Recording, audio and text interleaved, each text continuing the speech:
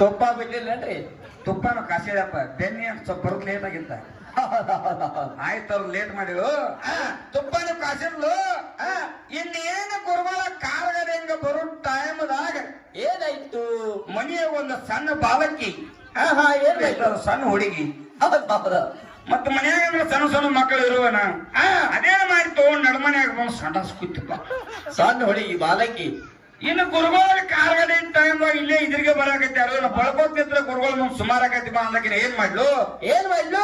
ಕೋಳಿ ಮುಚ್ಚು ಬುಟ್ಟಿರ್ತದ್ಲೆ ಶೆಂದಿ ಬುಟ್ಟಿ, ಸೇಂದಿ ಬುಟ್ಟಿ ಗಬಕನ ಅವ್ರ ಮುಂದೆ ಎಲ್ಲಿ ಬಳಕೋತಿಲ್ಲ ಅಂದಕಿನ ಗಬಕನ ಬುಟ್ಟಿನ ಮುಚ್ಚಿಬಿಟ್ಲ.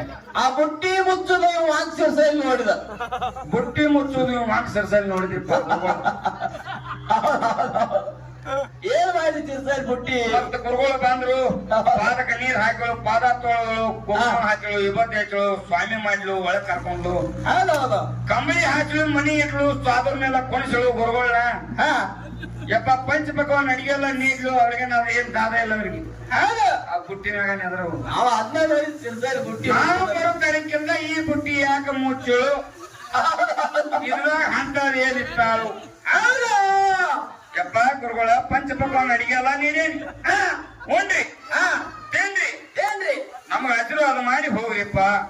ಕಾಲ ಬದಲು ಹೌದು. ಯವ್ವ ನೀ ಬೇಕಾದಂತ ಅಮೃತ ನೀಡ. ಆ ಬುಟ್ಟಿ ಬಡ್ಡಿಯಿಂದ ಬೇಕಾದ ತಿರ್ಸ ಇಲ್ಲ. ಒಟ್ಟ ಬುಟ್ಟಿ ಬಡಿಯಾಗ ಏನಿಡ್ರಿ ಅದನ್ನ ಕೊಟ್ರನ ತಿನ್ನಾವ್.